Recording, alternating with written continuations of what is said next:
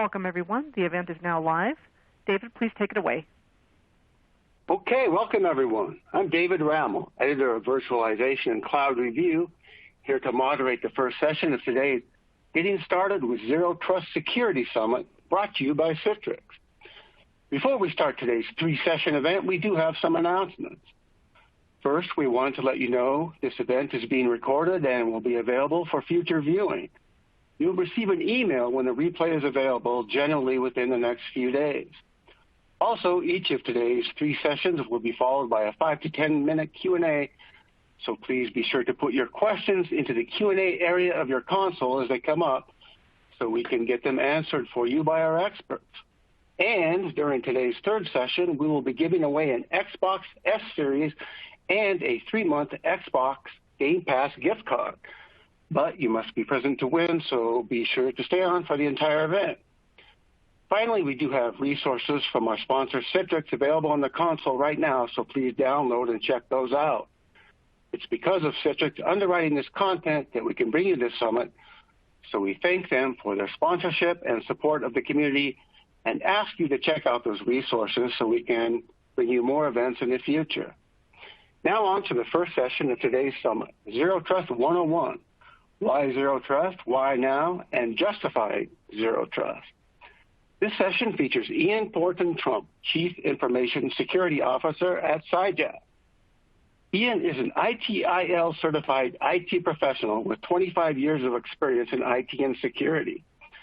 He has served with the Canadian Forces Military Intelligence Branch, joined the CF Military Police Reserves, and retired as a public affairs officer.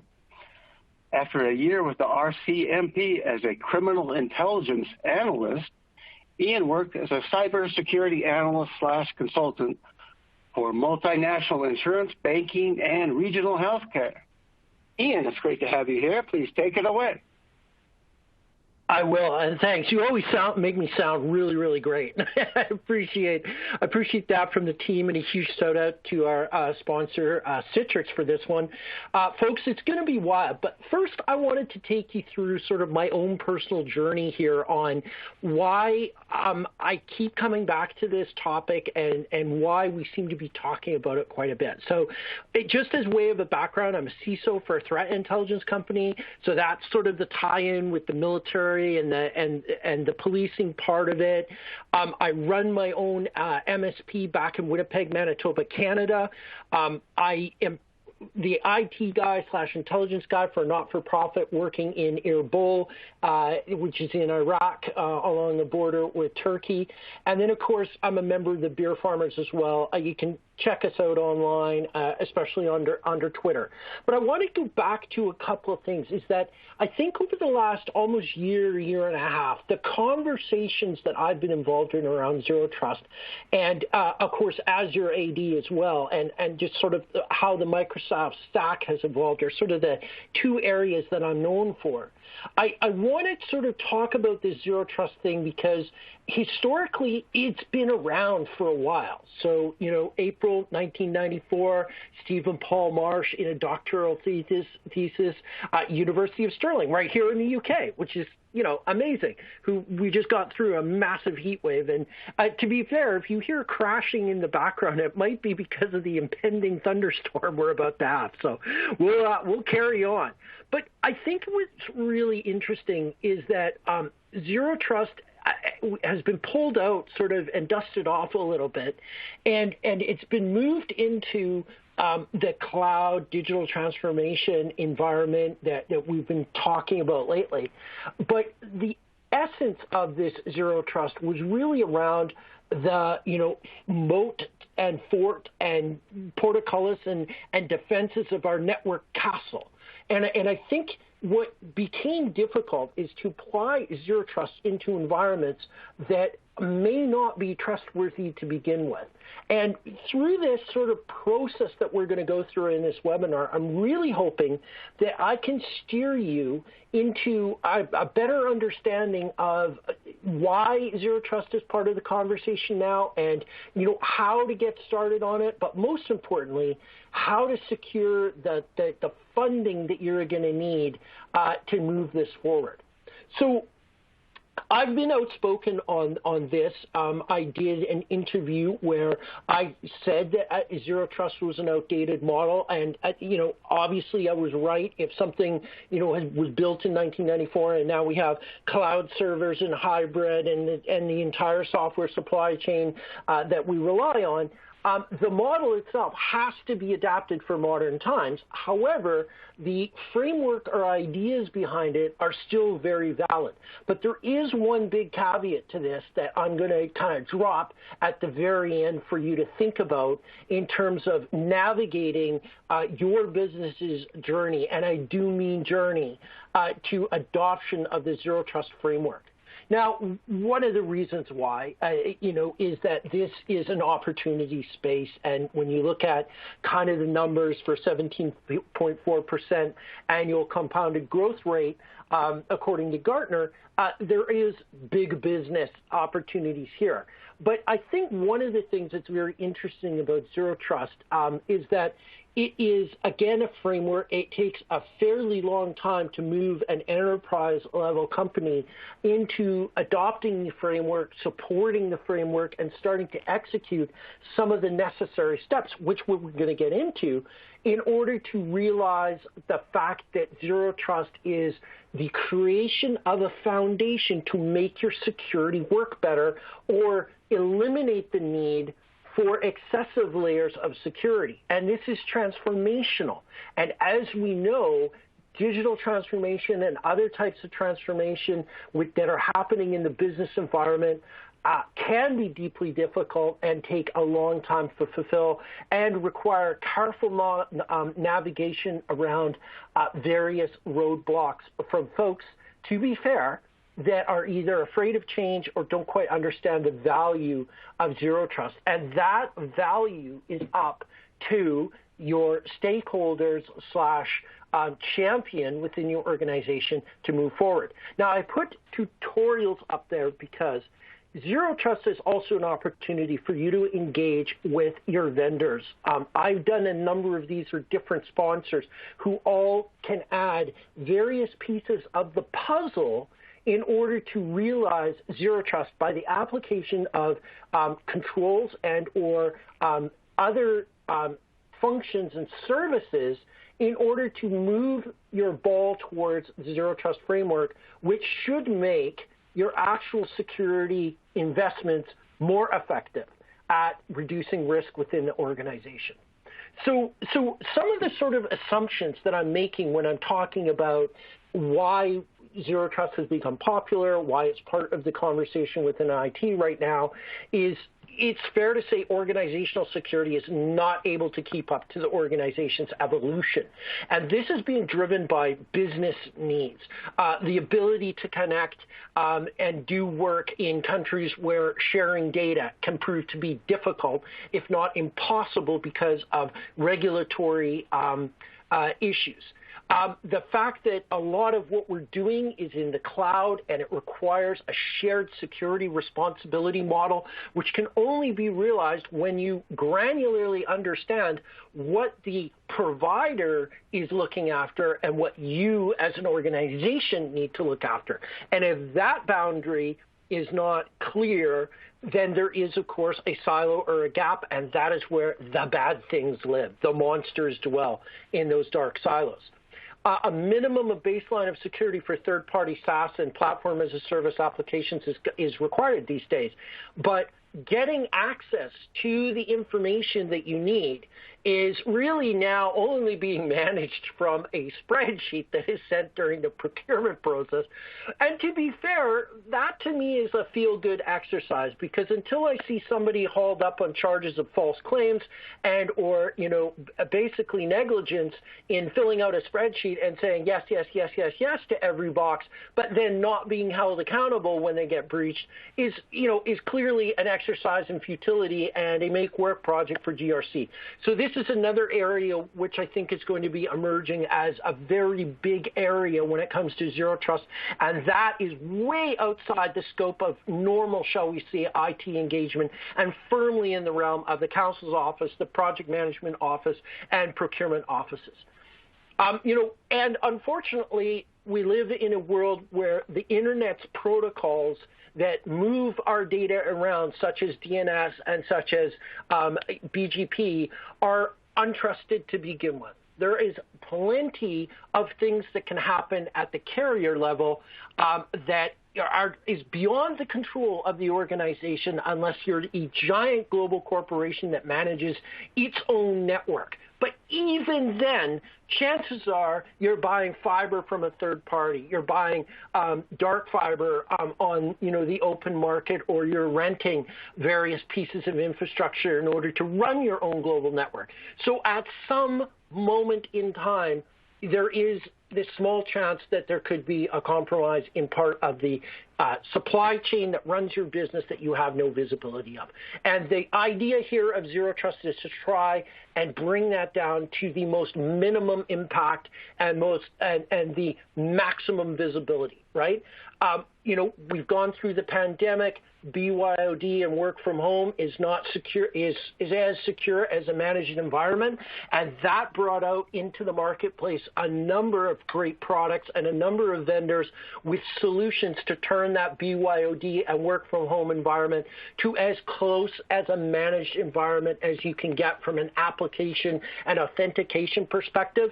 But again, you're dealing with ISPs, you're dealing with SOHO solutions, you're dealing with routers that you might not even be familiar with.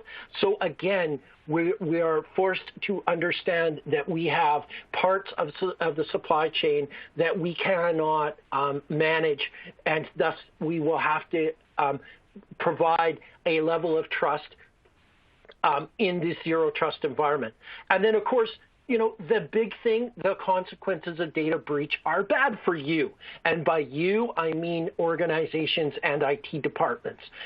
It's not an imaginary thing to understand that the aggressive posture of cyber criminals on a global basis and or the risk from advanced persistent threat actors working on behalf of nation states, if you happen to be in a vertical of choice that they target, is requiring a deeper exercise than just checking boxes on a compliance form.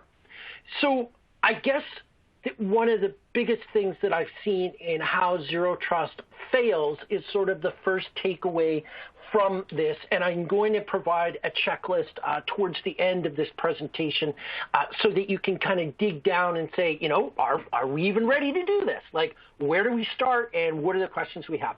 Internal communication and stakeholder engagement is the number one priority for any business initiative that is going to go beyond the walls of IT.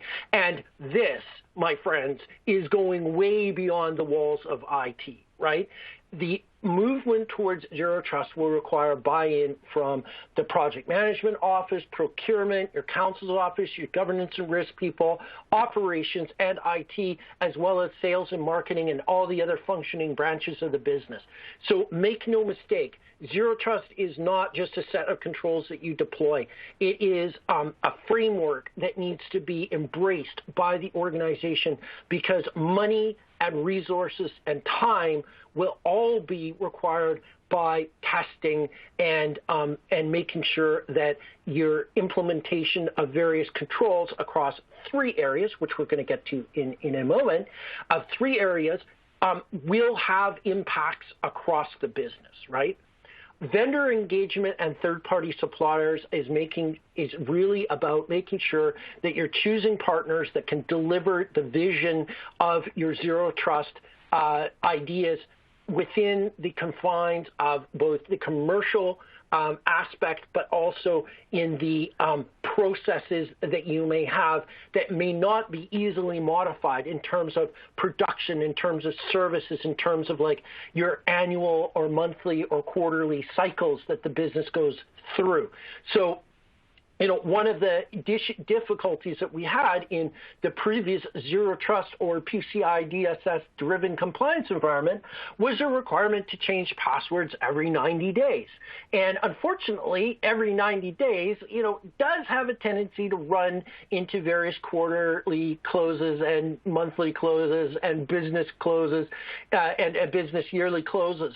So it is not embraced particularly nicely by other departments that don't quite understand the reason why. And of course, no surprises. And there will be surprises when you start looking at your business holistically, which is, the word that we're going to use when we talk about zero trust is it's a holistic framework that the business has to embrace, and there will be surprises, so you're going to need contingency plans.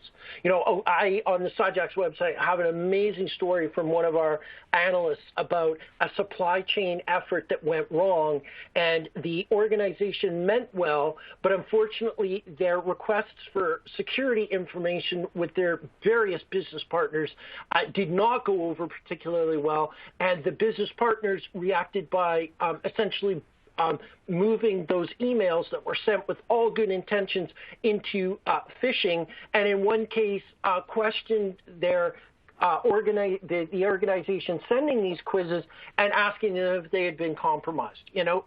Phoning up your best business partner and asking them all about their security information is not something you should just send an email to do.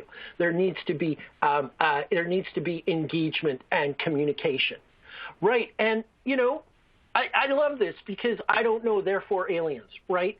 Don't make up things along your journey. This is what your vendors are there for. This is what your consulting dollars that you have allocated there are for. This is what your dialogue with the business is.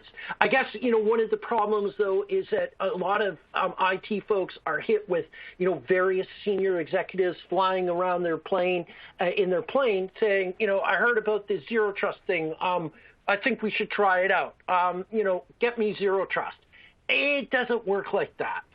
We can make inroads, but, we need a place to start. And where is that place? It is right here. So this is sort of like my high-level strategy guide. And there are a number of ways to sort of start, consuming this elephant or eating this elephant. But one is to kind of do a heat map, if you will, on where you are with visibility, automation, and orchestration. Because you'll quickly find that there are areas where, you may not have the visibility. And, we go back to that old axiom, if you don't know about it, how can you defend it? So there's a requirement to gain the necessary visibility within the organization that over time will allow you to start looking at automation opportunities and then, of course, orchestration, which is sort of the automation kicking off a series of different things and different services in order to have a seamless way of delivering within that zero trust environment.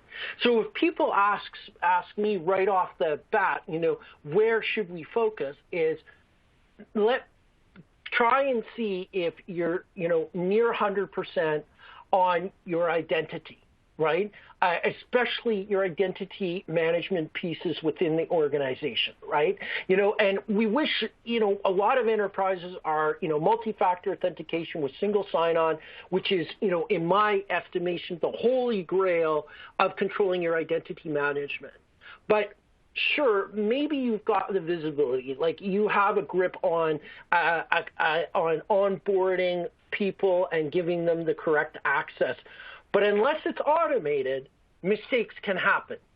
If people change roles, a lot of the problem has been inheritable permissions, so that you have one person that's moved to different departments and they have, keys to everything. And then, of course, if their account is compromised, you lose all of that. So visibility of all of your identity information, right? Then automation of once that identity is created in like the payroll system or the human resources system, automating the creation and assignment of these particular groups. And then finally, under orchestration comes the deployment of the apps suitable for the person that has those roles within the organization and access to the identity. And so you can see that if you don't have the grip on identity within your organization, I would almost suggest that you're going to be doomed if you immediately move to automation and orchestration. What you really want to do is make sure your visibility is there. across all of these things, and then as I like to show, you then need to look at your boxes, your endpoints. And what you can do there is you can understand, again, that, do we have visibility on our external attack surface? Do we have visibility on our internal assets? Okay, that's great. Now what we're doing here is do we know what apps are deployed on those endpoints? Are those apps being used? If they're not being used, maybe we should remove them from those endpoints. So this is where you get into the automation piece of it. And finally, orchestration, where you're doing vulnerability management at scale across your network, making sure the apps are up to date. And not every app in your environment has to be at the latest and greatest. And for enterprise, it's common that there are legacy systems that need to be deployed that don't have the ability to be upgraded, or a business process is broken. That's where the engagement comes with the organization, to have a frank discussion about lifecycle management so that you can start embracing the idea of automation and orchestration once you have the visibility on what those endpoints are doing. And we'll get into that discussion towards the end of this. Okay, now the data. And to be honest, this is, I think, the biggest struggle that the organization has. We have a problem with data in that the traditional IT has always sort of rolled the server upgrades forward, copying the vast amounts of shared drives in home drives and even endpoints in terms of imaging them from the previous version to the new version. This is probably the ugliest conversation that you're going to have, because although IT has a custodial responsibility about the data, they will frequently retort back to the business that, yeah, we don't own the data. Okay, fair enough, but the responsibility for managing that data and for controlling that data is a compliance function of the organization, which the business needs to own. Now, we can give them tools. We can provide them reports on the last time files were accessed, and a decision can be made to archive them. And again, we look to automation and say, okay, some things in some folders for legal discovery purposes or contracts or business records will need to be retained for 7 years before they can be archived and taken off our live platters.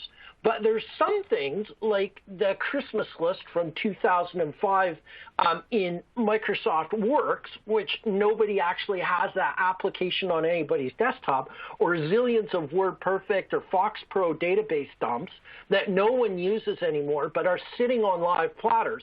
A process to automate the archiving of that kind of information becomes critical. And then the next piece of this is, of course, the orchestration of making sure that we have the restrictions in place of where data, based on the apps, the place in the infrastructure, and on the endpoints, can actually be put in the first place, right? Now, in some cases, you could even argue that the adoption of OneDrive and Zero Trust and other types of solutions are a step towards that particular direction.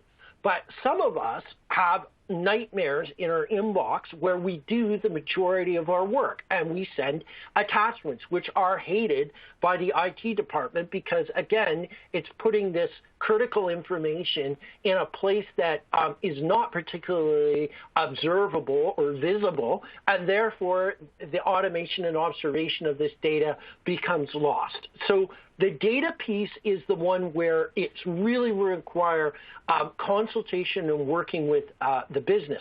And as you can see, the data can be on the endpoints, but it can also be within the applications itself.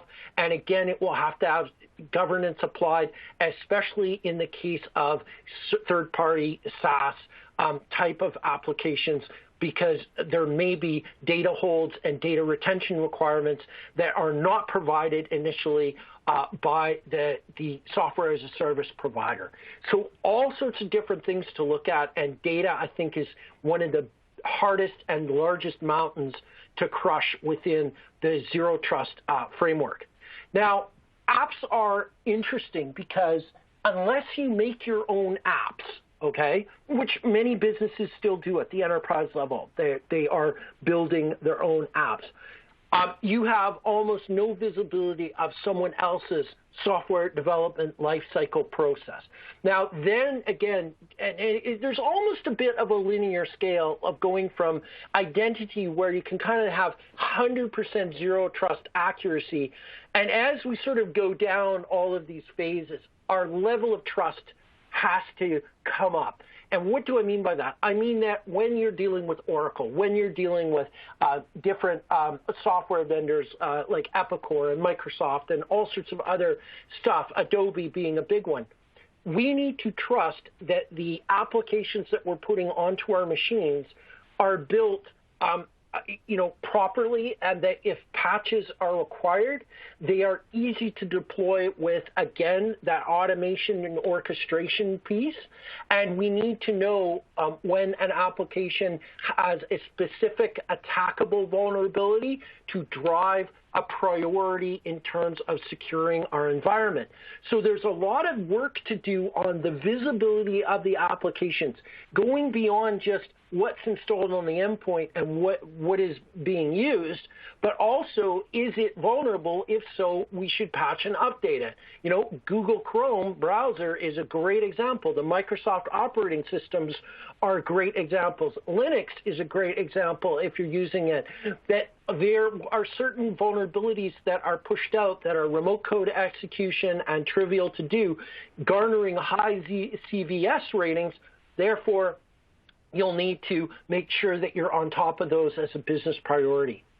And then again, as we move down the infrastructure where the apps live and kind of maybe where the data lives, depending on whether those apps are third party or not, but the infrastructure that we run on, again, requires that visibility, that automation, and that orchestration along all the different types of functions that we need in order to make sure that, we are working as close as we can to zero trust.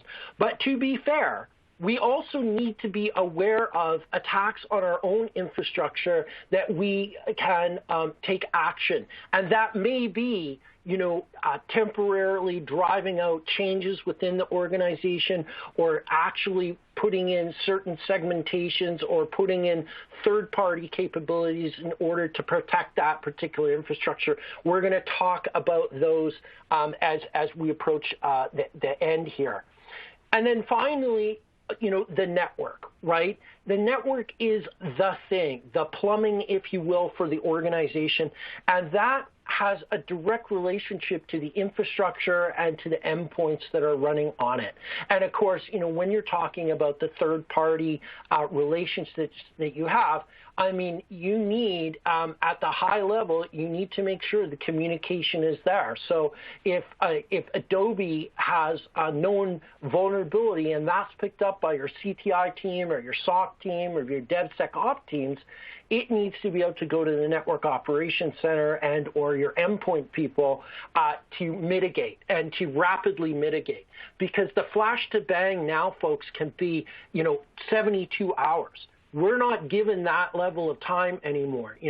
Log4j and some of the Exchange 0 days, we're starting to rip apart the internet in the hands of serious cyber criminals or advanced persistent threat actors within basically a couple of days of the proof of concepts being dropped.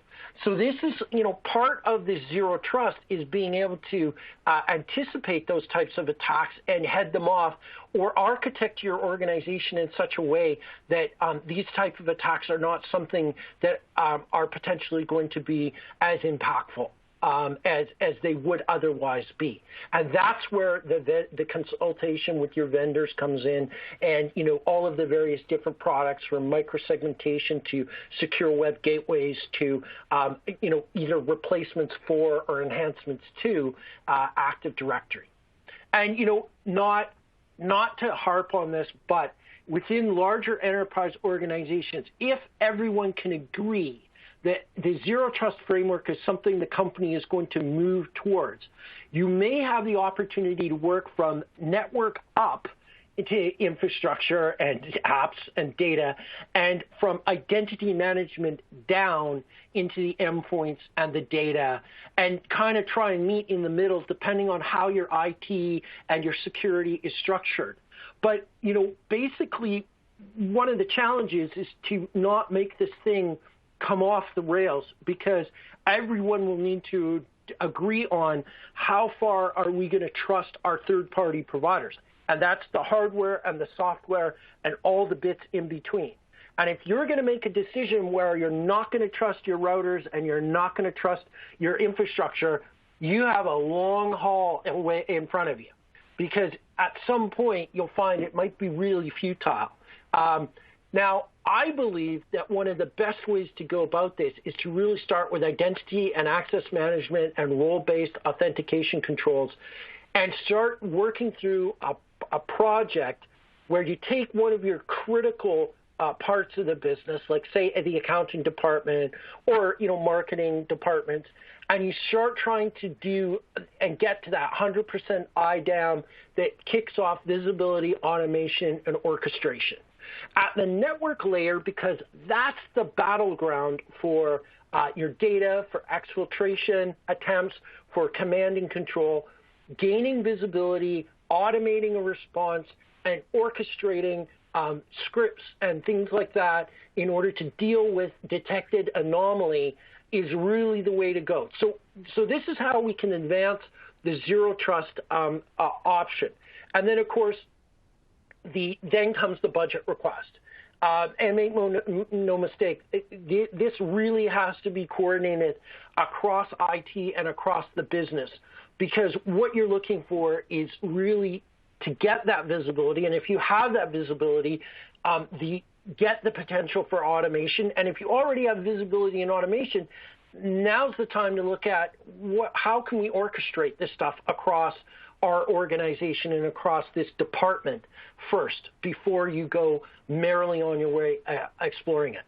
So conceptually, as a security framework, this has been a look at Zero Trust, and it could be very expensive to address this imperfect world we live in, where we have legacy pieces of hardware, we have legacy applications, we have some apps that may have their own internal user ID and password requirements that we cannot orchestrate, or even in third-party SaaS that I'm not sure of SaaS companies right now that wouldn't have single sign-on or multi-factor protections in place, but it is possible. And then again, you'll find that if you do the work on identity management and you do the work on the network infrastructure in terms of anomaly detection and automating the response to it, you get those famous words, famous from the West Wing series, that post hoc ergo propter hoc, which is after it, therefore because of it. It gets easier if you start at the bottoms of the identity and the network and move inwards, because there are some things that once you've established what your baseline of trust is going to be, i.e. the payroll system, or i.e. your network infrastructure that you have under management, applying the controls and budgeting for those controls can be a lot easier exercise, and then moving down into endpoints, data, and apps, and infrastructure as well. And so it does become a journey, if you will, and it's going to probably be a requirement as we start staring and climbing up that ladder, as you will, and start building things that matter. And where am I going with this? Well, I'm not going to go into my presentation on, NFTs and the metaverse and everything like that. But conceptually, I think that the Zero Trust framework is going to be the only thing that will be an enabling level for that metaverse, for Web 3.0, and for all the things that we have built on the shakiest of foundations, which is the Internet itself. And so, the cautionary tale that I'm going to leave you with as I get close to wrapping up here is that Zero Trust as a framework I think, is a solution to poor architecture sins of the past.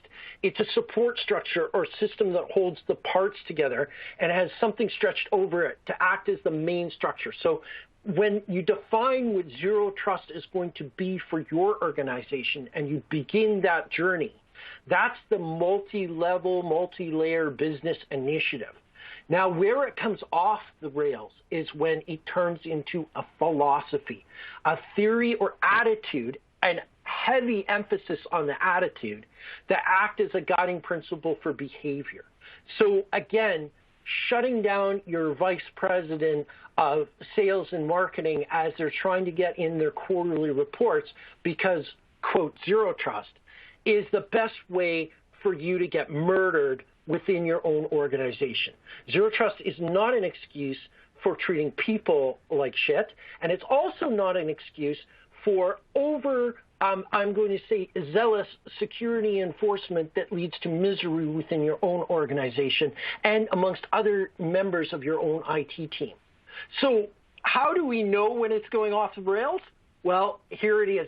Never attribute to malice that which is adequately explained by stupidity or an innocent mistake, okay? So say you see some anomalous behavior on an endpoint, right?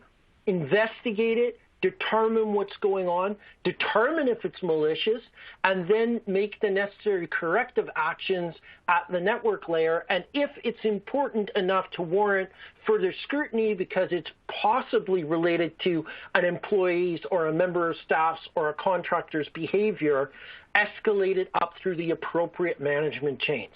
You do not want to be in the position of accusing somebody of doing something malicious when, in fact, it was an innocent mistake, because you will look, you will look like you're poorly supporting the business, and that is, usually followed by the words, not a team fit, which are usually followed by the words, the business has gone in a different direction from you, if you get my drift. And then the other opportunity to apply some logic and reason here is there exists two explanations for an occurrence. The more assumptions you must make, the more unlikely the explanation is, all right? So if you're thinking that something is happening and it has to string together a lot of implausibilities, chances are there's a simpler, more succinct explanation for the behavior that you're seeing. And these two things are really important when you start going down the enforcement road of your zero trust framework and trying to respond to network anomalous activity. And so, as we close down, I'm going to sort of give you right now the are you ready for zero trust visibility, and I love to see the coyote on his rocket because it really explains to me sort of the level of commitment, the level of necessity that those communications are going to require in order for you to even start conversations within your own organization. So it starts with gathering organizational risk data. What are we trying to protect within the organization? This needs to be validated with threat models, such as we've seen other industries in our vertical get attacked by X, Y, Z, and these were the type of threats that they managed to exploit, and this is the TTPs of those organizations, and these are the MITRE attack table things that we need to look out for from an IOC perspective, right? Establish external and internal visibility capabilities. That's, be it a SOC, a NOC, an ops, you have to be in a position in order to be able to gain visibility on your infrastructure. Implement standard builds and baseline standards. This is to reduce the signal-to-noise ratio. If you decide to put a seam into a network that doesn't have baseline standards or standard builds on endpoints, that seam is going to explode, and your team will explode with rage because it will literally generate hundreds of thousands at the enterprise level of alerts, right? And so tuning it becomes a problem, and if the tuning eliminates actually the ability to see important anomalous events because it's, quote, overtuned, then you lose any benefit that you have from that very expensive thing that you've implemented. Architect a zero trust network. have an architecture diagram similar to maybe the one I used with far more granular detail into types of things that fit into those various categories that we walked through, and then gain organization support and stakeholder buy-in. Everyone. This is important because if you can show everyone a picture of what you're trying to do and you have cyber threat intelligence to validate the threats that your organization faces and you're focused on protecting the biggest risks within your organization, I'm going to say it makes it very difficult for organizations and stakeholders to say, no, we're not doing that, right? And then again, once you've got that buy-in, get that zero trust policy structured and create that zero trust policy that answers the questions that people are going to have, right? So that's sort of my start at visibility and then repeat for automation and repeat for orchestration as you go down that road. So here's sort of the big ones. I call it T3P. So tech, tactics, training, and procedures, okay? Look at technology that protects your organization externally, such as content delivery networks and web application firewalls. These are becoming necessary if you've exposed anything on the internet. Security, information, and event management and load balancer configurations are becoming more and more important, especially if you're thinking about getting the level of visibility that you need on your applications and your external attack surface. Of course, we've been pounding the bush, multi-factor access controls for environments, repos, and signing key management, especially if you're building your own software or hardware devices. But this has become de rigueur and is now emerging as less a best practice and more of a compliance requirement. Software bill of materials, integrity monitoring, and vulnerability scanning continuous. This again falls to the visibility side of the organization, and then of course executing would be your automation piece and orchestrating the removal of various applications that are no longer used in terms of like reducing the attack surface of your organization. Securing the dev environment, the way you would secure your production environment, because as we've seen with supply chain attacks on large global organizations, the bad guys get into your dev environment and can taint the production environment. Eliminate or reduce production data in your dev environment. Again, that's sort of now an existing standard practice. And then, the big ones, right? Disaster recovery, business continuity, static code analysis, dynamic code analysis, open web application security project testing, or OWASP, for all you cool kids out there. And then again, starting to look at your internet protocols. Are there ways that you could implement things like DMARC or even secure DNS, private networking and multi-pro and MPLS for situations that are requiring segmentation within the organization or even connecting to a third party that has data that is risky. So with that, I think we can wrap it up now, and we can have some rapid-fire questions about what I just talked about, and maybe some questions even around what folks are doing out there. Okay, great stuff.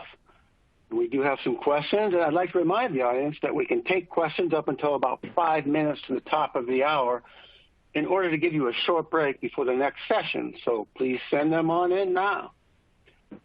And if you want to follow along, Ian, let's go to the Q&A console. We'll take a question from Joel in the audience.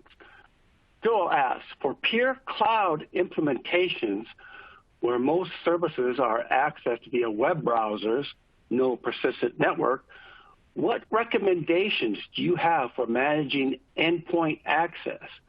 Would you use FIDO keys or something like that? So I think FIDO keys right now are like amazing if you're willing to throw down that level of expense.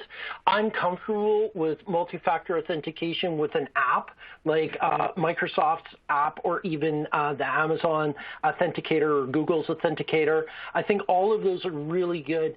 That's what the focus is. But I guess what I'm going to say is that at some point you need some sort of SSO function so that you're not managing a whole bunch of users within all of those different web applications that they're going to use, because that could be a nightmare. And one of the nightmares I've seen unleashed is where the sales and marketing team has got their own CRM, and it's a SaaS type of thing. And as you know, in sales and marketing, there can be high turnovers.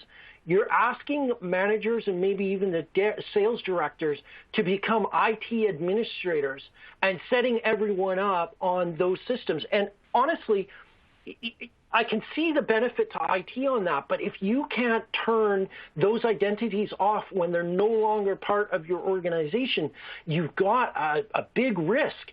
And in a lot of cases, those managers and directors may not understand the granularity of security controls within that application. So you can have situations where everybody has the equivalent of administrative permissions in that third-party application. So it's easy because, obviously you've lowered your attack surface, and in a lot of cases you've made the attack surface someone else's problem, right? But on the other side of the fence, you may have an administrative nightmare chasing down folks that are no longer part of your organization and having their licensing, but also their credentials still available. So double-edged sword is the quick answer. Okay, great. Here's a question from Lynn in the audience. How can Zero Trust be used to increase the security of the massive amounts of data being shared, /stored, /analyzed by largely autonomous and generally insecure IoT devices? Several of the T3P would be very hard to apply to these embedded devices. Absolutely, and that is spot on. So the first thing to think about there is when you're dealing with IoT is segmentation, right? Figure out what it needs to talk to and write a specific VLAN with specific firewall rules. Sometimes even I've seen organizations stick all of this stuff on its own internet connection and make sure that you can detect when it's trying to do something it shouldn't do. And make sure that particular activity is carefully monitored, because I've seen cases where IoT devices are stuck on corporate lands, become compromised, and then are used as a foothold for the bad guys. They compromise an endpoint via hopping from that device, and then when the IT team responds and security responds and they wipe that device, they think the bad guys are gone. But the bad guys are remaining on an IoT foothold within the organization. So segmentation and system logging for anomalous behavior are really probably the only ones you can use on those IoT devices. And make sure that your CTI team, your cyber threat intelligence team, knows what devices that you have within the corporation, knows whether or not they're exposed directly to the internet, and can advise when they either go out of life cycle or there's a critical patch required to deal with an easily exploitable vulnerability like Log4j. Great question. Okay. And Truck in the audience did not have a question, but he just wanted to point out that for those of us working with the federal government agencies, they need to comply to FedRAMP regulations. And he provided a URL for that, but you can look up FedRAMP in the web. Yeah. I want to talk about compliance. So Zero Trust is not a compliance. So there was another question I saw there that talked about like NIST, NIST 800 and ISO 27001 and PCI DSS. Look at Zero Trust as a way to undo the sins of the past and to leverage your ability to get compliant with a shorter spend. Okay, in the early stages of Zero Trust, it's going to be expensive because you're essentially undoing the network you built for your company and redoing it using the framework of Zero Trust. You still have to be compliant to the various compliances that are out there, absolutely. But my belief is that Zero Trust will get you to an area where you can prove that you're compliant a lot easier than some of the exercises we've gone through in the past, right?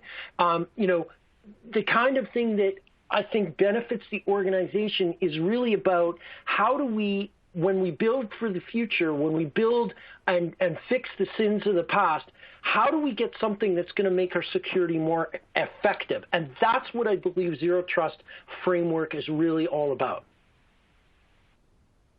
Okay, great. There's a question from DL in the audience. He asks, what is the protocol for preparing a Zero Trust budget for a company enterprise? Yeah, so if you go to that sort of checklist slide that I had where you're talking about all of the types of engagement that you're trying to do, is really your project plan has to be validated by what I would call a proof of concept with one department. And so you find somebody that owes you a favor, or you find someone that is amicable to try new things, or has recently maybe had a data breach that you can use as a business case for, we're going to try and get 100% visibility on identity management because we were Colonial Pipeline and we lost track of the people that were working for us and didn't deactivate a bunch of credentials, and that's how the bad guys got in.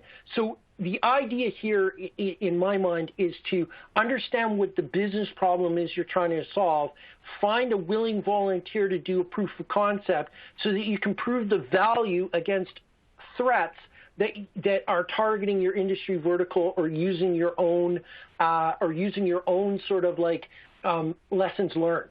And that, to me, is sort of the way to drive, hey, let's think about adopting Zero Trust as a framework moving forward. Let's start with identity within our payroll and accounting department. And at the same time, let's see if we can isolate the accounting department and put in some network monitoring to check for anomalous behavior. All of a sudden, you're going to do these things behind the scenes. Hopefully, it won't inconvenience the business, but man, you'll be able to sleep, at night if you get a grip on that type of stuff. And this also goes to the massive amounts of data that we're sharing. Man, we got to do that through web links. We can't just attach databases or spreadsheets anymore and send them over to people because we just lose complete control of that document. That document can be replicated a gazillion times or copied or accidentally sent, anywhere. So we really need to get a grip on the way we're trying to manage our data with our trusted partners. Okay. Well, James asked, what about smaller businesses that have smaller IT staff? This company only has 3 people in the entire department. What do you do there? Well, it's great, man. I mean, we could implement Zero Trust in an afternoon with a couple pints. I think Zero Trust framework was really developed when we thought about sort of enterprise organizations. Smaller IT staff, you guys can do this fairly quickly. I'm assuming maybe you have 200-300 endpoints. You can start making those changes on that journey quite easily. Again, it's going to take buy-in, but you might have a far more easier go of it because you might have only 2 or 3 people to convince that this needs to be done. And what we're going to do is wrap our budget around, changing the things that we see as risks within our organization and looking to mitigate that. So James, I might be optimistic that you can get it done in an afternoon with your team, but I think your journey is going to be a whole lot easier than enterprises with massive estates and huge amounts of legacy stuff. All right, great. I'd like to have a pint with you and James. Okay, so that's all the questions we have time for. So thanks again, Ian, for a great presentation and answering all those questions. Everyone else, stay tuned. We're going to take a short break and be back at the top of the hour for our second session of the day, Best Practices for Implementing Zero Trust in Your Organization. You're in for a treat because it features fan favorite Howard Cohen and is moderated by international podcasting man about town, John K. Waters. So take a break. It's a good time to check out those resources in your console provided by Citrix, and we'll be right back. Welcome, everyone. The event is now live. John, please take it away. Thanks, Jenny. Hi, everyone. Welcome to the second session of today's online summit, Getting Started with Zero Trust Security. This event was organized by the hardworking folks at Redmond Magazine and Virtualization and Cloud Review, who have brought together some of the best independent experts on today's topic. Many thanks to our sponsor, Citrix, for making this event possible. And thanks to you for joining us. I'm John K. Waters, Editor-in-Chief in the Converge 360 group of 1105 Media, and I'll be your moderator for the second of our 3 information-packed sessions. But before we get started, just a couple of quick reminders. Each of today's sessions is being recorded for later access. Keep an eye out for an email that'll with a link that'll be coming your way within the next couple of days. This session will be followed by a 5 to 10-minute Q&A. You can type your questions into the Q&A box at any time. Please feel free to add your questions as they occur to you throughout the summit. We'll do our very best to get to all of them. Our sponsors have provided some extra resources that can be found on the right-hand side of your screen. Please take a moment to check those out. And during our third session, one lucky attendee will be receiving an Xbox S Series and a 3-month Xbox Game Pass gift card. But you must be present to win, so stick with us. Now let's get started with our second session, Best Practices for Implementing Zero Trust in Your Organization. For this session, we called on technologist, compelling content creator, and senior consultant Howard M. Cohen. In his 40-plus years in the IT industry, Howard has held senior executive positions in many of the top channel partner organizations, and he currently writes for and about the IT channel. He is a sought-after speaker, an insightful observer of the technology landscape, and one of our very favorite presenters. You are in for a great session. Take it away, Howard. Thank you so much, John. I really appreciate no pressure. But seriously, thanks for it. I really appreciate the introduction. Hello, everybody, and welcome to Best Practices for Implementing Zero Trust in Your Organization. And if you think about that, a couple of years ago, if you had said, we're going to implement zero trust in our organization, everybody would think, are you out of your mind? You don't trust anybody? And that's why today's word, you know that I always like to start with a word of the day. Today's word is paranoia. Just because you're paranoid does not mean they're not after you. They may be. And so we're going to implement zero trust without making everybody feel paranoid somehow. With zero trust, the things to remember, first of all, is that everything is considered to be a potential threat. We believe that anything that's coming through, we're pessimists, basically. We're cynics. We don't believe that anything is what it says it is. Everything is trying to mess up our day, and everything. Doesn't it feel like that's the way it is sometimes? Well, in zero trust, it's always that way.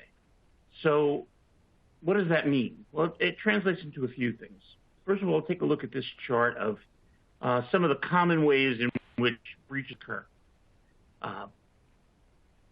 Loss or theft of a corporate asset. Okay. Inadvertent misuse by an insider. Drop down a few more, abuse by a malicious insider. There are several here. Now, over the years, it's estimated that anywhere between 60 and 85% of all attacks occur from within the organization. I don't know which of those percentages is correct. I doubt we could even state that. But it is true that as many as come from outside come from inside. So that changes a lot of things. Another thing that's changed that we should look at is the concept of our threat surface. The threat surface used to be where your network was, which was usually your offices, your locations, the network surrounding that area, and that was what you scanned. When you went threat hunting, you went looking there. It was pretty concentrated, it was pretty focused, and certainly viable for you to monitor it pretty closely. Of course, now that we have people working at home, other people working from the office, other people working from other places, the threat surface has expanded. It's expanded to wherever your people live or wherever your people are, which means that the inside of your network and the outside of your network have kind of blended. There's really, inside is out, outside is in. So it becomes more difficult, more complex, more confusing. In earlier days, when it was more focused, we used what was affectionately referred to as a castle and moat approach to security. That is to say, here's your castle, which is your network core, where all your storage is and your servers and everything's in there, as is the damsel in distress and so forth. Surrounding the castle is your moat. Anybody who wanted to breach your castle would have to cross a body of water to get to it, and that made it infinitely more difficult for them. Nowadays, that's not so much the case. You used to have a case where outside, externally, was the internet, and everybody and everything that was out there, and a lot of traffic hit your firewall, most of which you did not want coming into your internal network. And so it was filtered to only the things you wanted to allow in and allow out. However, as we just saw in the previous chart, a lot of the threats are really inside the firewall. So the firewall became kind of superfluous. You're still being attacked from inside. So what's the point of a firewall? And indeed, the idea of a perimeter around the network has basically been removed in Zero Trust. That's just not there. You can't protect your network from the traffic. It's not the traffic that's attacking you. It's the people sending and receiving the traffic. So what do?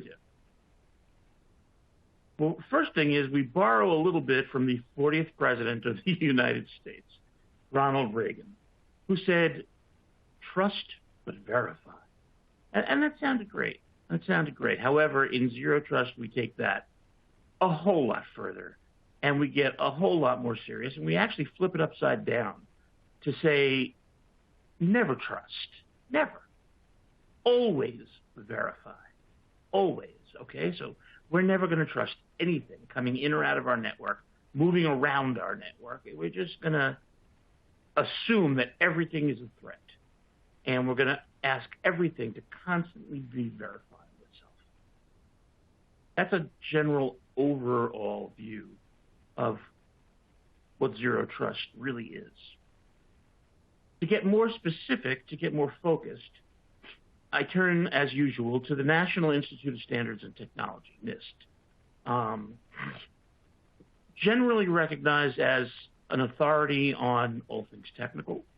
They've given us some very, very good detailed definitions of what Zero Trust is. So here are their listed tenets of Zero Trust. First and foremost, all data sources, all computing services, all of that are just considered resources. When they refer to resources, that's what they mean. All communication, no matter what it is always going to be secured, even if it's internal, quote unquote internal. We don't see internal anymore. Doesn't matter where the location is, it's secured. We're going to actively secure it. No longer are we going to simply grant access to an individual, to a person, to an ID. We're going to grant access to each session that is instantiated on the network. Meaning when you start your session, you have to authenticate yourself again and again. There is no default. There is no assume. You have to re-authenticate yourself every session. There's a dynamic policy. The policy is going to change based on many different things. It's going to be based on who the client is. It's going to be based on which application or service they want to use. And given that so much of the threat that's out there today is based on human engineering, where they're attacking the person, not the technology, we're going to look at behavioral issues. For example, a user who's requesting access to a resource that they seldom, if ever, have requested before. That would be odd. And anomalistic behavior like that is detected, evaluated, and followed up. The enterprise monitors and measures, well, basically everything, whether it's owned by the enterprise or it's associated to the enterprise by some other business entity.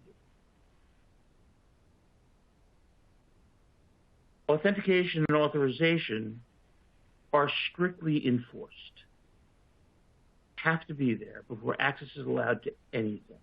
And they're constantly changing so that somebody can't simply write down a password, for example, and just keep using it. They've got to constantly be changing.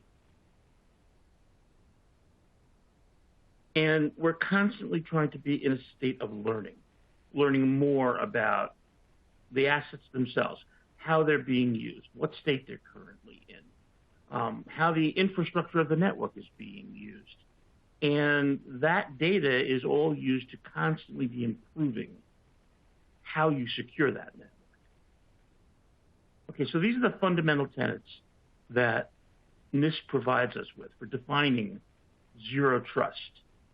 The way that zero trust looks at a network is that there is no trust zone. There is no implicit trust zone.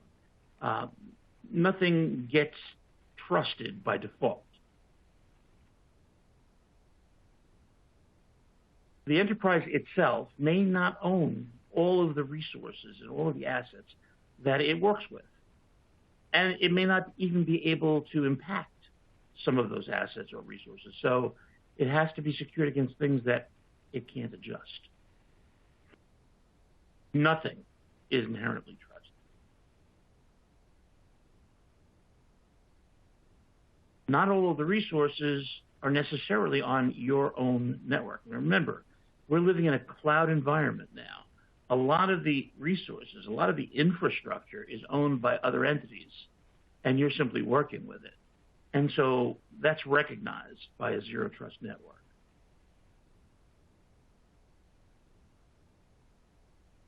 The connections can never be trusted. There's somebody listening to everything. There's somebody who is ready to interdict and grab your data. They're seriously paranoid.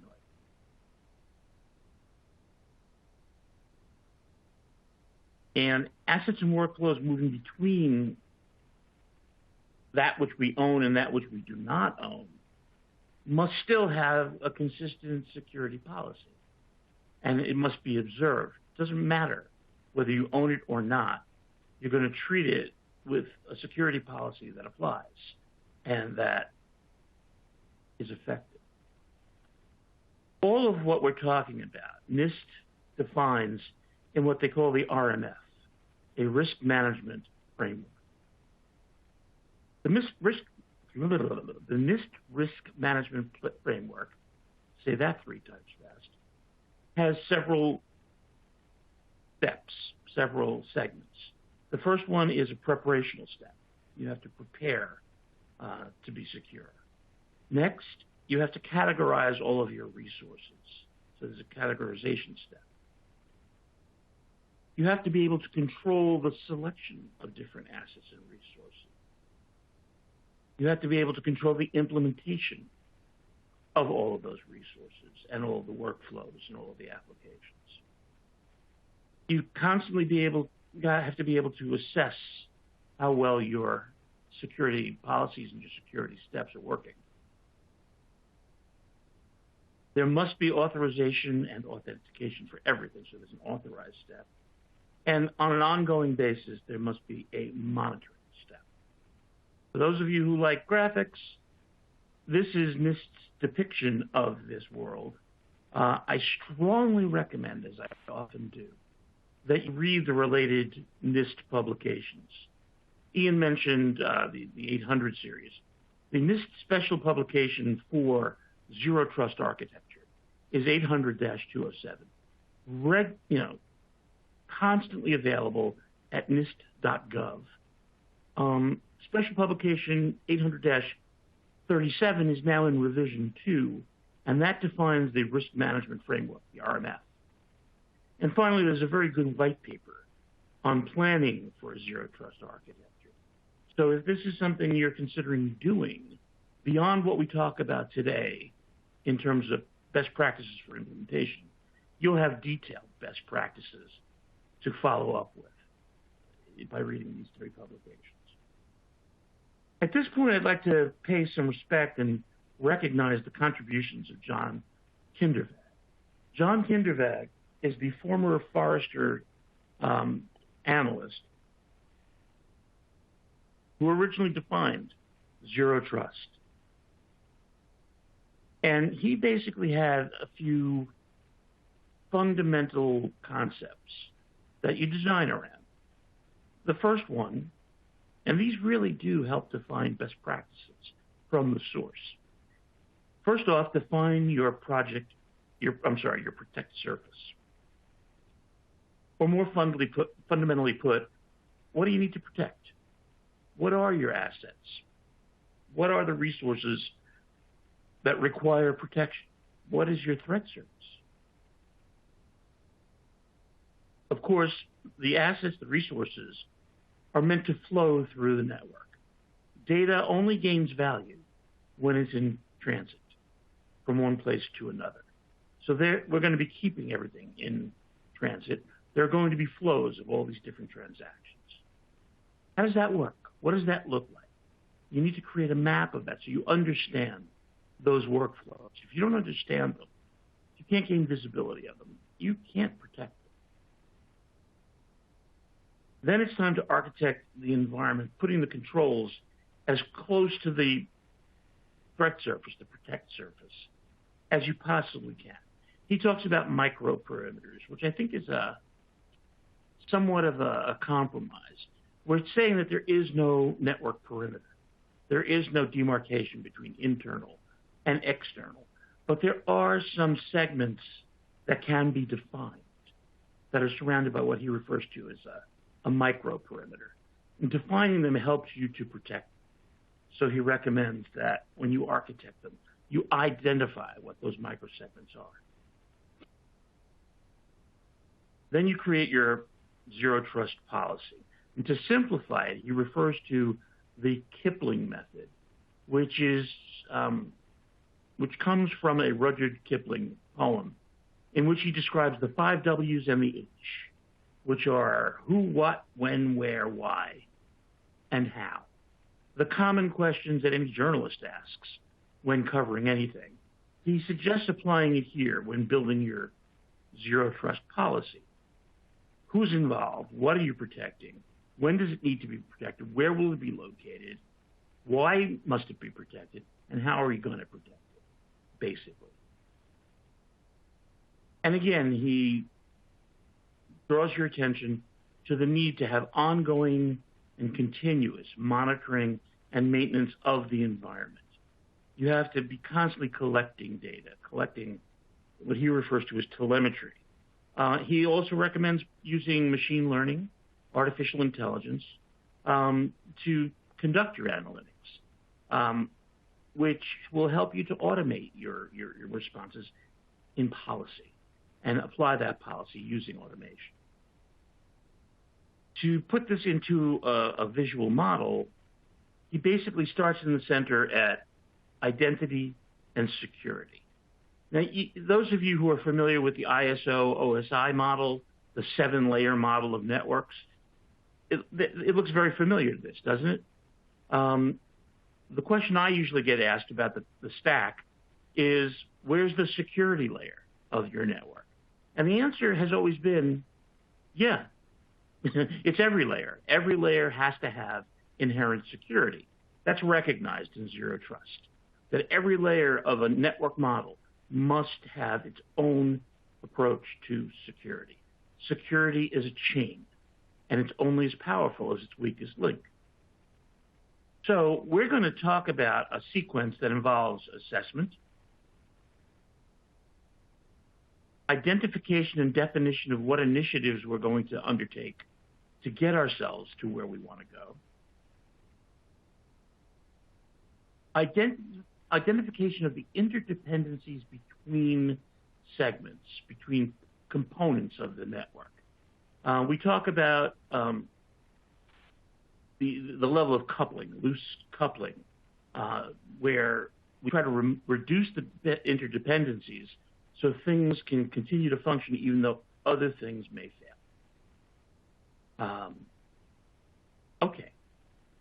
Interdependencies are probably the source of more frustration amongst people implementing zero trust because you don't anticipate them all that well.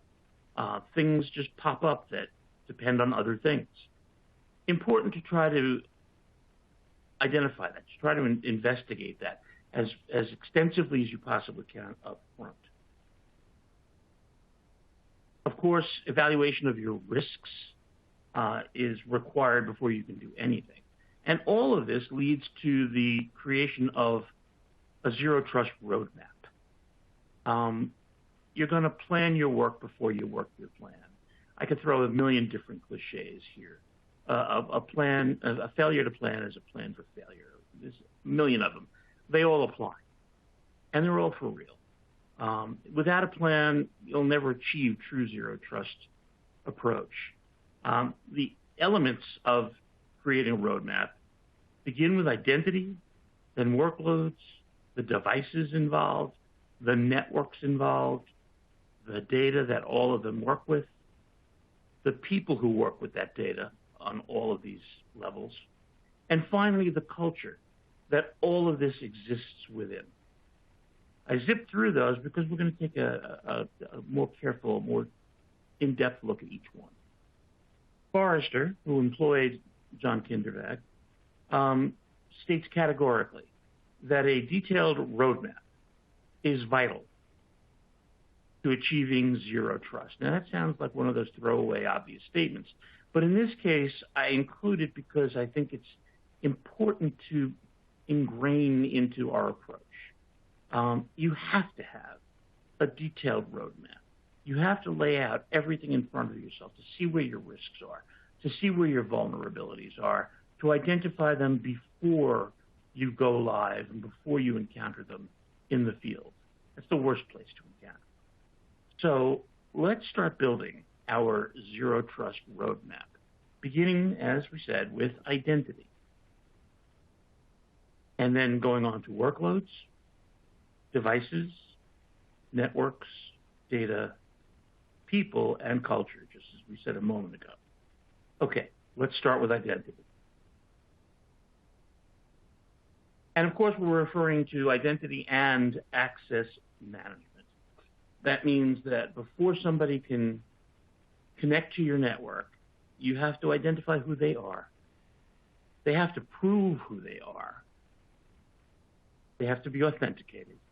And then they have to be given access using the device that they're using. And that device has also got to be authenticated and evaluated to make sure that it can live on your network. It's secure enough, properly configured, and so forth. It's recommended that you provide for automated on and off-boarding. People forget to off-board departing employees. It's just that simple. There are stories of people who've been away from a company, gone from the company for months, and still have active IDs and passwords on that company's network. Horrifying, but all too common. If you're not already doing it, I believe everybody who's here is probably already doing it, you must be using multi-factor authentication. Anything short of that is not authentication. It's simply somebody's got the passwords so they can get on. Multi-factor authentication usually combines something you know, your password, with something that you have, which is a device that can receive a new identification number every time you sign on. So if you don't know your password, you can't get on. If you don't have that token, which is now usually your mobile phone, you can't get on. Multi-factor authentication. You're encouraged to always provide conditional access. Every user who logs into a session logs in from somewhere on some particular network at a specific time of day, you can use those factors to determine whether or not that person should be getting on the network and what resources they should be allowed to use. Used to be that this was as simple as if you're logging in from your office, you get all these resources.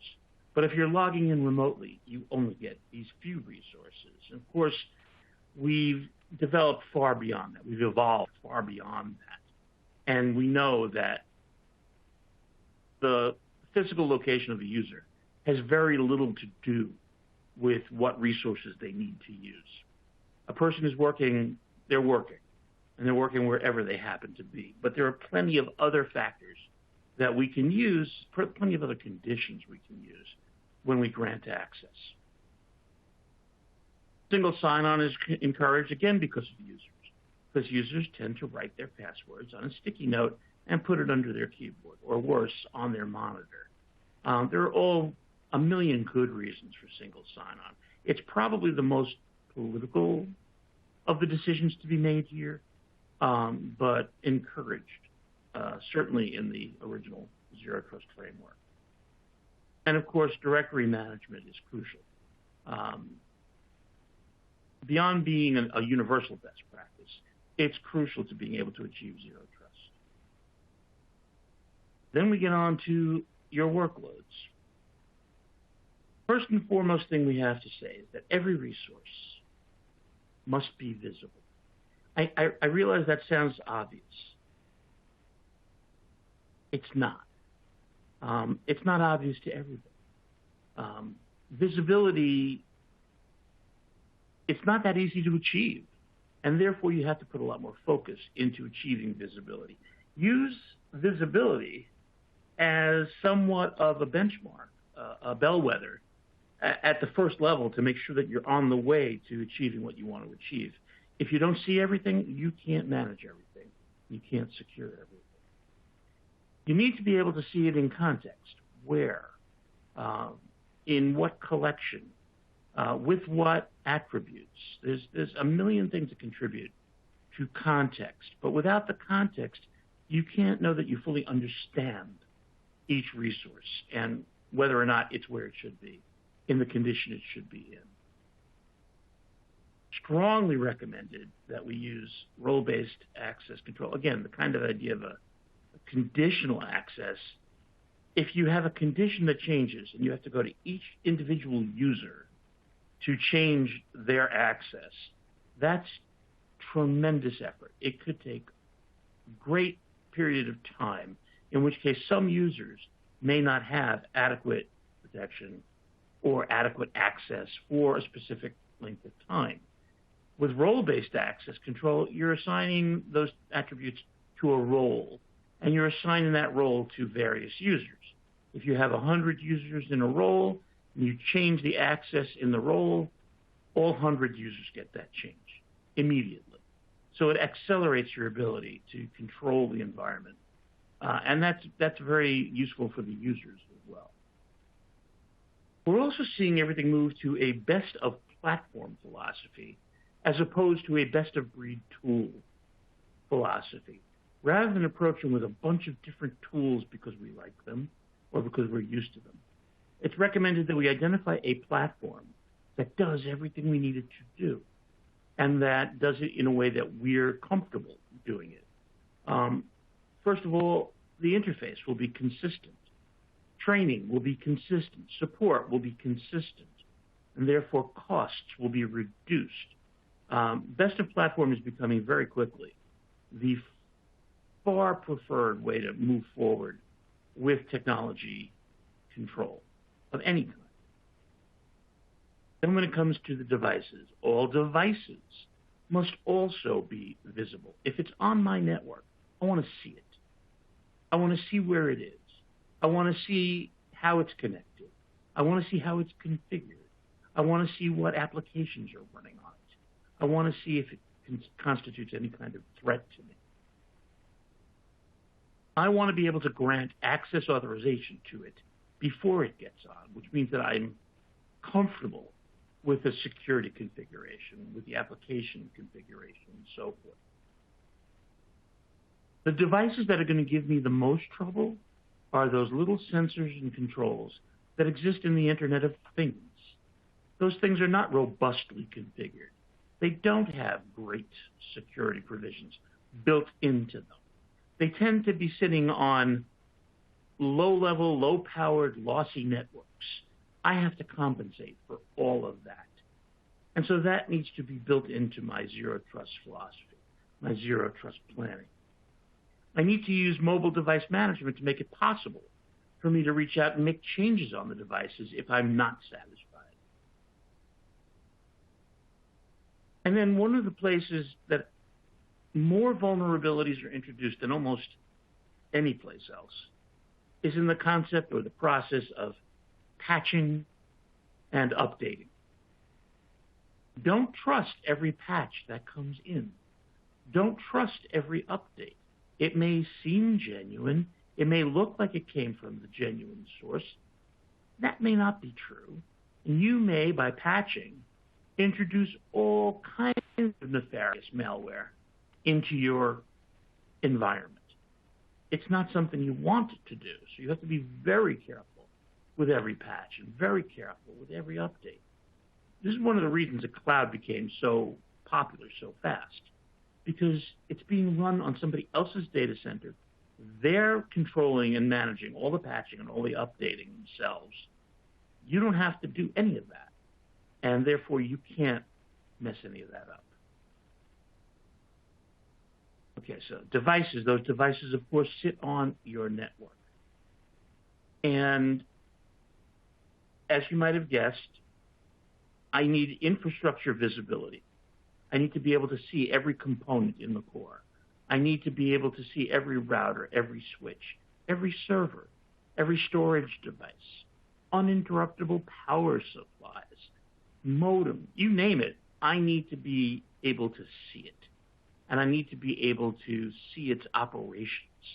And I need to be able to know everything I need to know about every component.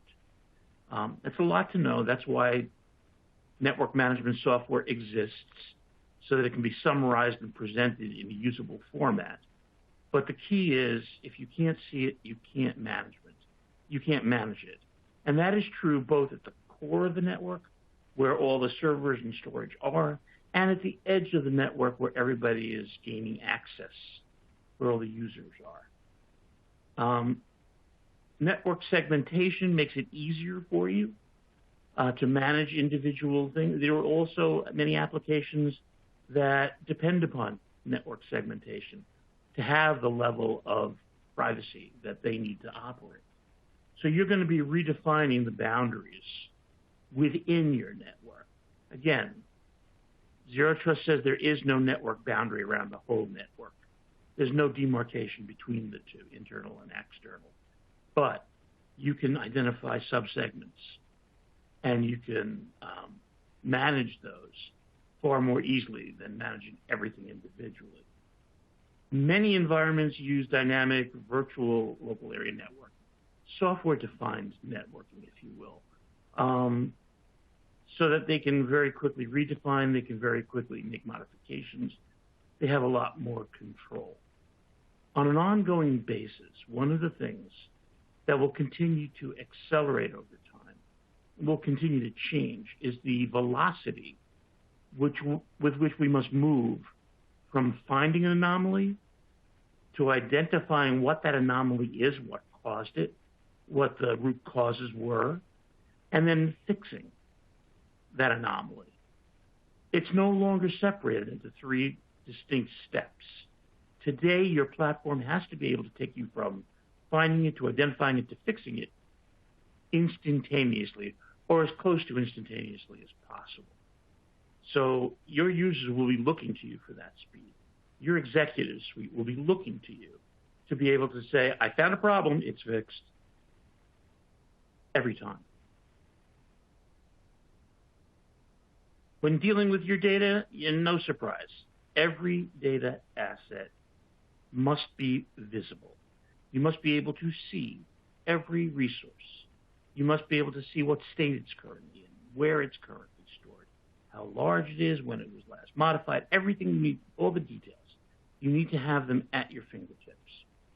You need to be able to identify the value of every data asset at that given time.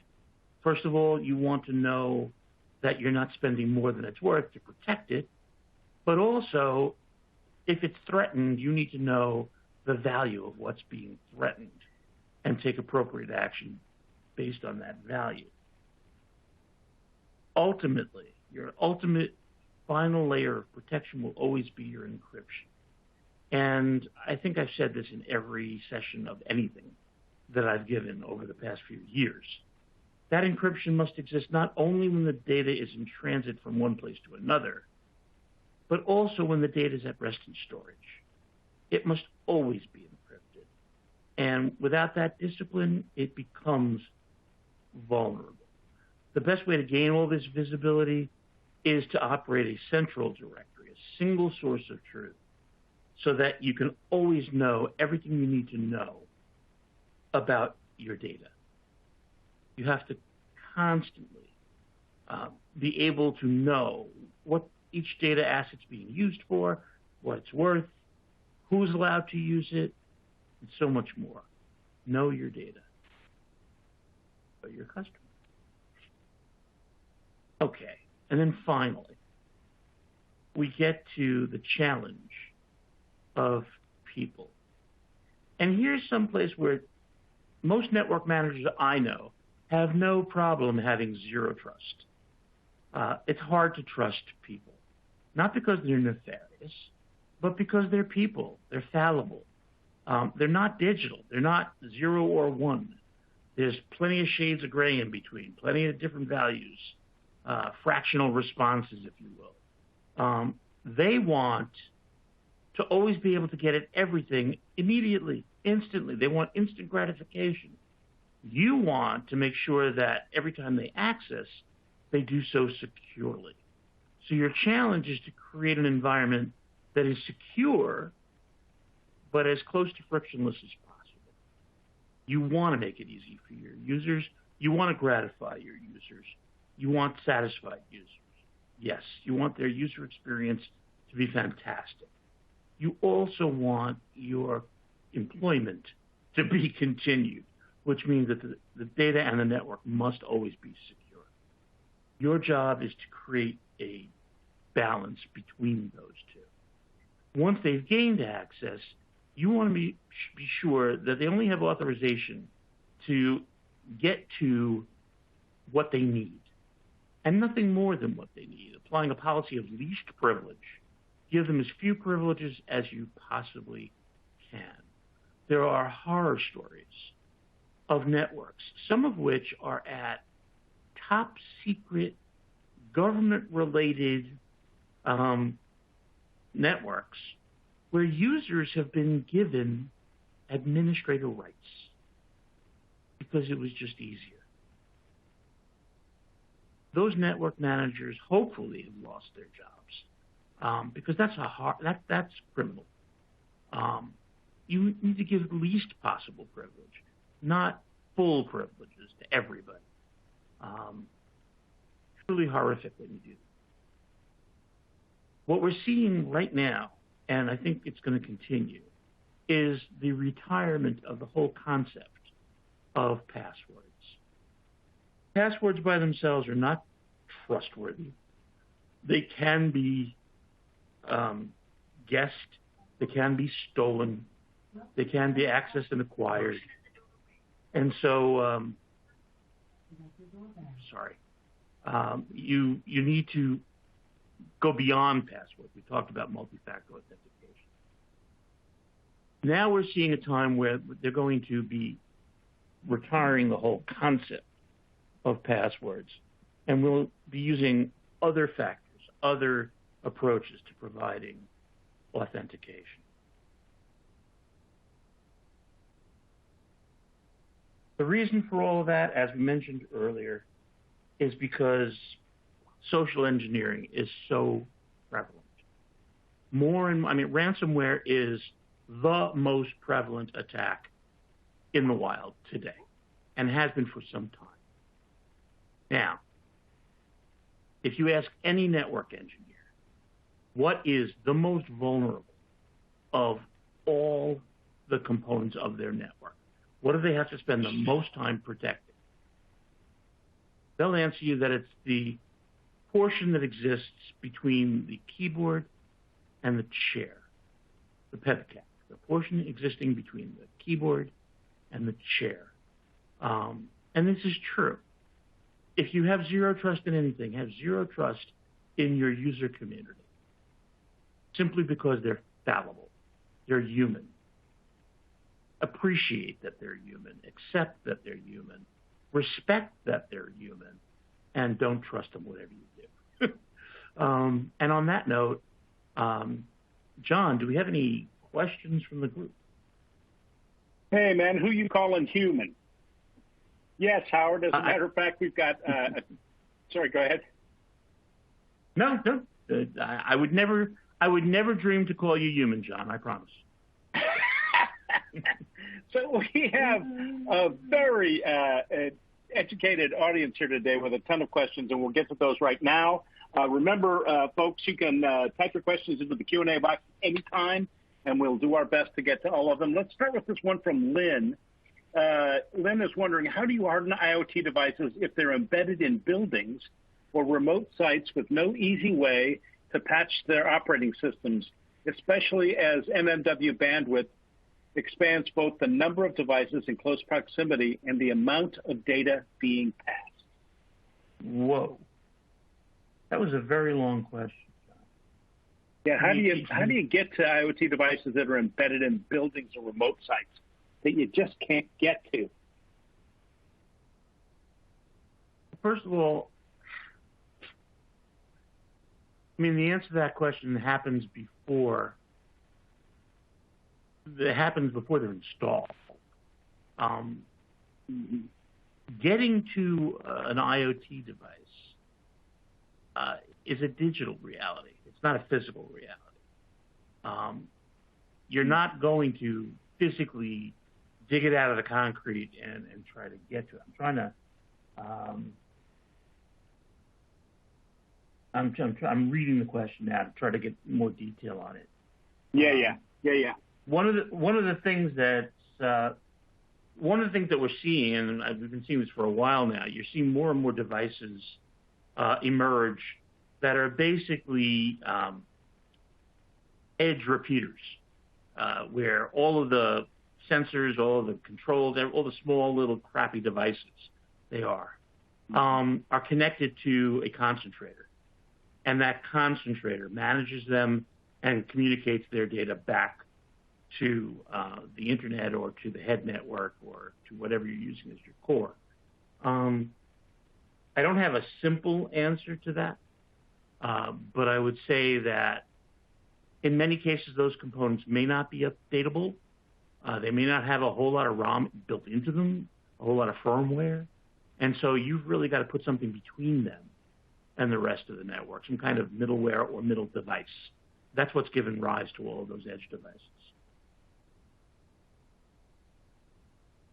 Okay, thank you, Howard. This one is another long one. I'm sorry, but I want to get to it early here. This is from Lynn, is wondering, the NIST approaches are comprehensive, and its best practices make sense.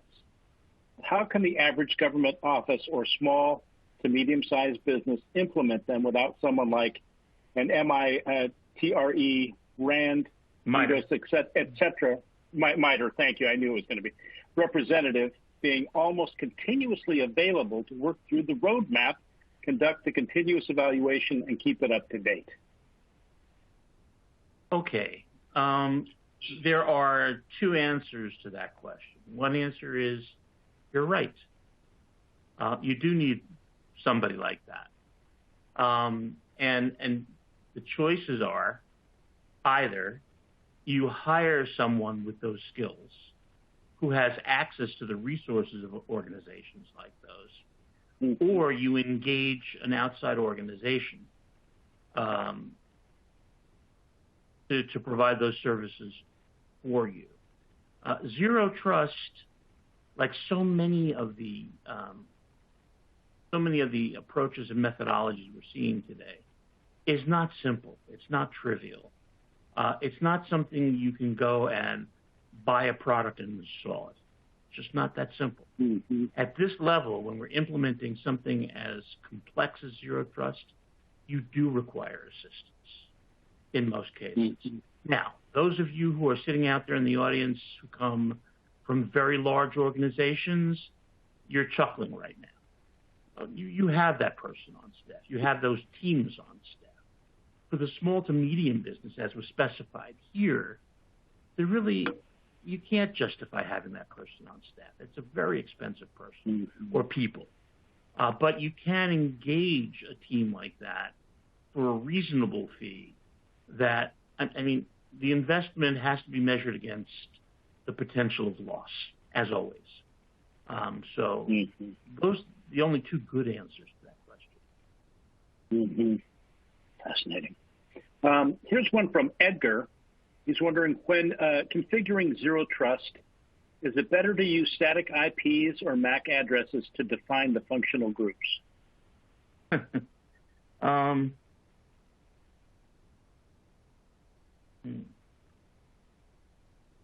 Edgar, the answer depends on whether you're still with IPv4 or you've moved to IPv6.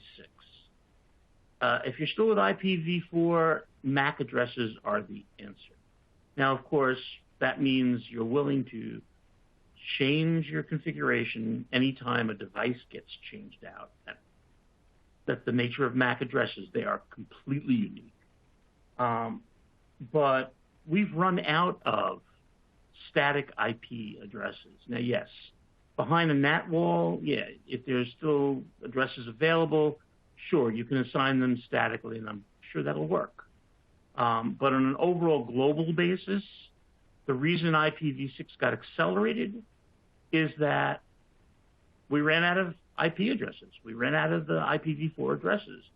There are 32 undecillion addresses in IPv6. It's better than 400 billion. So it's almost the same as having a MAC address. But we were supposed to be there 11 years ago, in April of 2011. Well, here we are in July of 2022, and we're still not there. So I think that's a decision you'll need to make individually. I don't know how many commonly available products are out there that will allow you to manage based on MAC address. But if you've got one, I'd be interested to hear how it went.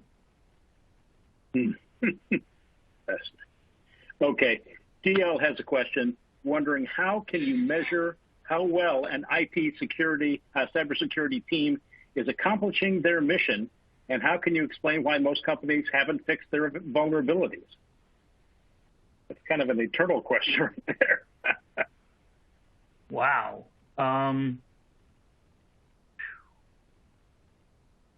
Do me a favor, John. Just repeat the question so I'm sure I've got it clearly. You bet. How do you measure how the IT security team is doing? How do you know they're accomplishing their mission? As you say, you have to be able to measure in order to manage. How do you measure that?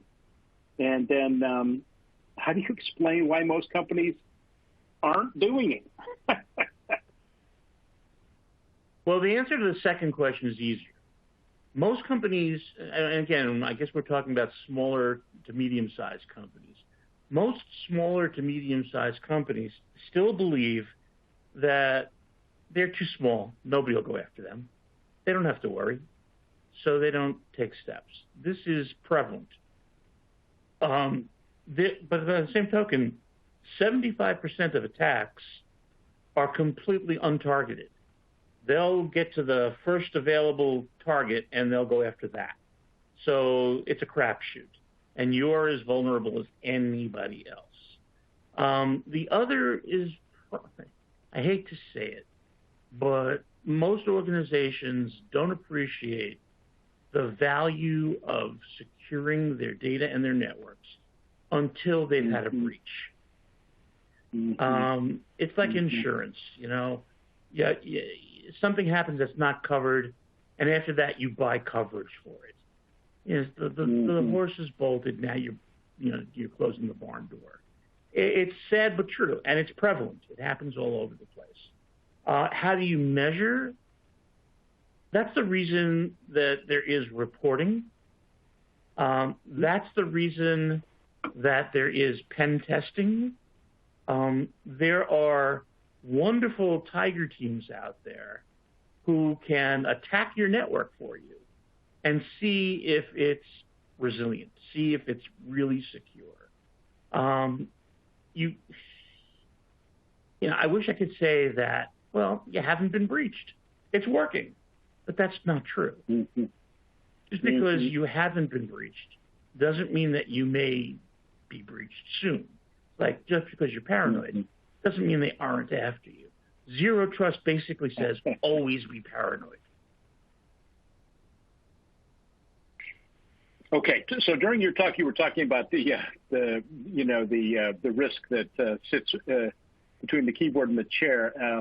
Annie is wondering, are you recommending that we not trust our users, which is sounds like that's what you said? Won't they respond negatively to being held in such low regard? Oh boy. Yeah. Well. So as I tried to be very specific about at the end there, the reason you don't trust them is not because they're bad people. It's because they're human, and people make mistakes. It happens. There's just no way around it. There are no perfect users. Also, going off the other end, phishing attacks are getting more and more sophisticated. It's getting harder and harder to identify an email that isn't genuine. And so you have to appreciate that the people who are attacking spend all their time honing their attacks and making them better.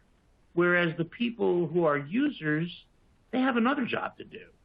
And so if they invest any time in getting better at identifying them, God bless them. Thank you for doing it. Mm-hmm. I think that the solution to Annie's question is indoctrination, training. You've got to get in front of your user community and explain it to them. And you have to explain it again fairly frequently.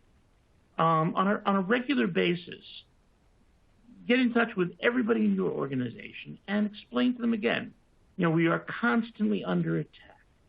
And we need everybody cooperating as much as possible. When we train you, take the training seriously. When we update you, pay attention to the updates. And ultimately, know that we recognize that they may still get through. They may still, fool you. And it's not your fault. When we say zero trust, it's not that we don't trust you to be good people, but we do trust you to be people and to be fallible. It happens. And I think that, it's like anything else. You don't necessarily trust people with funds. The person who manages the lockbox in any given retail location has got to be checked from time to time. It's just good business practice. So that would be my answer. If you're not communicating with your people, nothing you do is going to earn their trust. Okay, here's a nuts and bolts question. We've got time for a couple more here. This is when you say the device they're using needs to authenticate itself, how exactly does it do that? Yeah, I guess I should have said that the network needs to authenticate the device. Mm-hmm. A device has a specific configuration. It has a certain amount of memory. It has a certain amount of storage. It's loaded certain applications. Some of those applications are focused on security and protection. Network access control basically looks at all of that and says, is that adequate? Does it have everything it needs to be a good citizen on my network? And that's why you have network access control. it's got to be configured properly. Just as people can spoof an IP address, people can spoof a device. People can spoof, we talked about them earlier, people can spoof a MAC address if they want to. Not easy, but it's doable. You've got to be diligent about, at the very least, taking every effort to make sure that the device is what it says it is, or at the very least, it's a good facsimile. I don't know. There's no fingerprint there. But you have to do the best you can to confirm that, yeah, it is what it says it is. Well, wow, the hour sure went by fast. Thank you, Howard. That's all the questions we have time for. Thank you, John. My friend, that was a great session. Thank you so much.